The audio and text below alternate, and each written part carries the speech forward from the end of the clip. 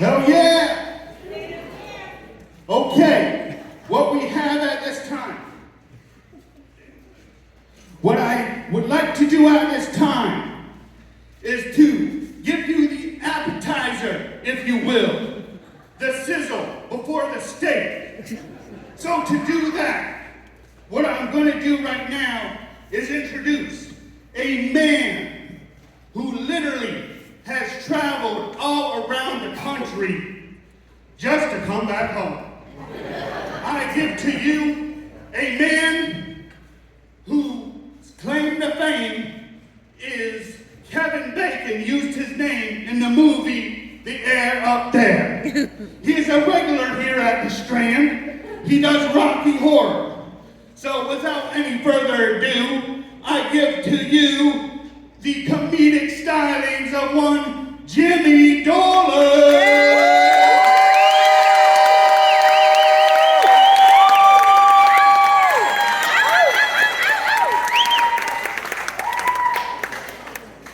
Hello, Plattsburgh. Yeah!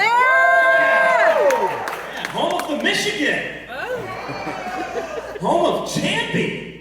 Yeah. Home of the Zilly, cold cheese on pizza, and stoner wings. Yeah! I was born here in Plattsburgh, but I lived in New Jersey for 5 years. And when my family moved us back home, a little bit of a culture shock. I have a lot of fond childhood memories, but my childhood memories and childhood trauma kind of go hand in hand. I went from a public school to St. John's Academy in the 3rd grade. I saw a nun as a teacher for the first time, and that was scary. All I could see was her wrinkled old face, wouldn't cross around her neck, and she could pull things out of her pocket like she was Mary Poppins. It'd be like rosary beads, a Bible, holy water, and a ruler, and she would whack us on the knuckles with it. I had my first confession there. I didn't know what to do, so I panicked. I started lying to the priest. Confessional. I described myself as if I was a character in Grand Theft Auto. I had my first spelling test with Mrs. Brush. You remember that complex test where the teacher says the word, uses it in a sentence, and repeats the word?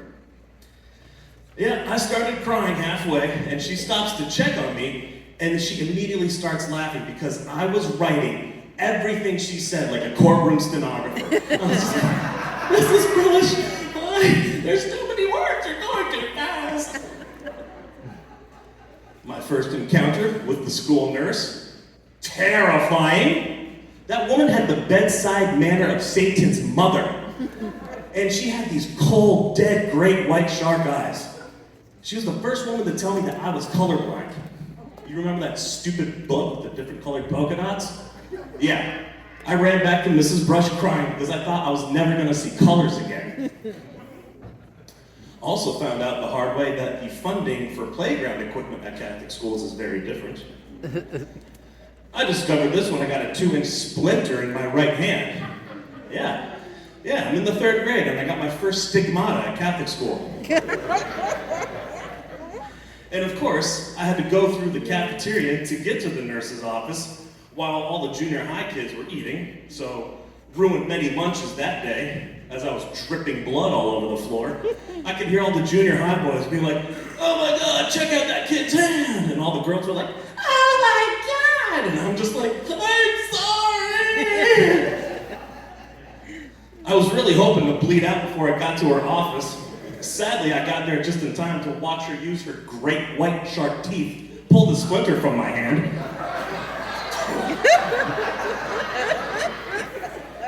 She threw a wet brown paper towel at me, told me to put some pressure on it. I left her office before she could cauterize it with her Zippo lighter.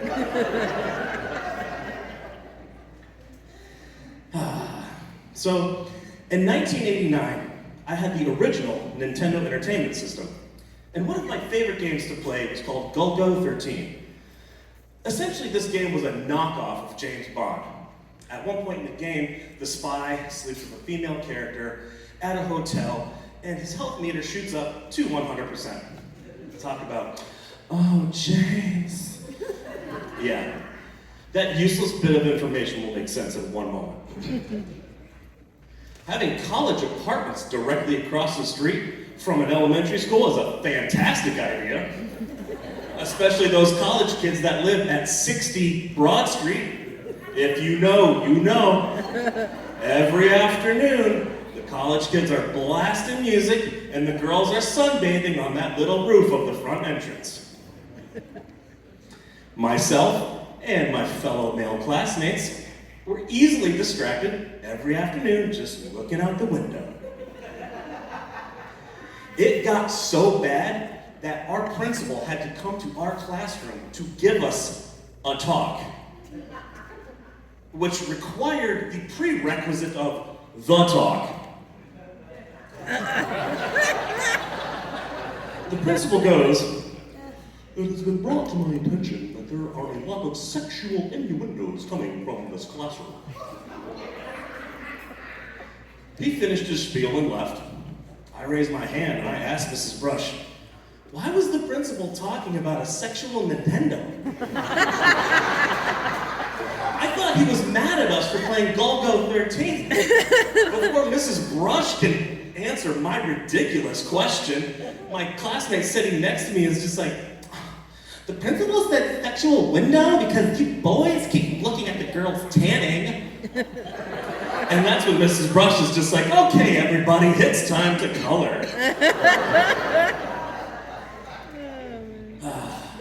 A childhood experience in Plattsburgh just wouldn't be complete without a trip to the ER. So here's mine. My brother and I were living in a very, very old farmhouse. And one day, we decided to have a competition. We wanted to see who could jump the highest. I didn't win. And my brother went on to become an Olympic athlete, so there. We took our jump rope and we tied one end to the railing of our front porch and took turns holding the opposite end of the jump rope. Yeah, this game we created was more like a stunt Johnny Knoxville would do in Jackass, and as that game went on, that jump rope just kept getting higher and higher like Cheech and Chong. And on my last jump, I noticed something that I hadn't on the previous jumps. And that was the jump rope rolling down my shins to my ankles. Yeah, and as you may guess, the first part of my body that hit our front porch was my penis. I did not face plant, I cock planted. Oh God. I buried my dick into our front porch like I was Oliver on Felix's grave in Saltburg.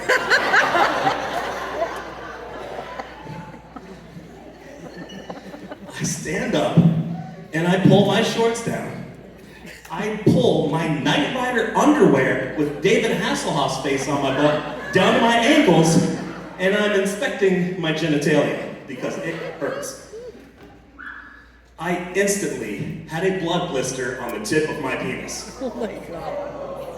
Yeah, it was like in Stand By Me when Gordy found the leech on his balls. I didn't know it at the time, but I discovered later that I had cock planted on a rusty-ass turn-of-the-century nail. Yeah, this nail that resembled the ones that were used in the crucifixion of Jesus. My brother looks at me, he's just like, "Don't tell Mom." Sorry, bro, but the first word out of my mouth was, "Mom! I'm broken! I'm gonna die! Mommy!"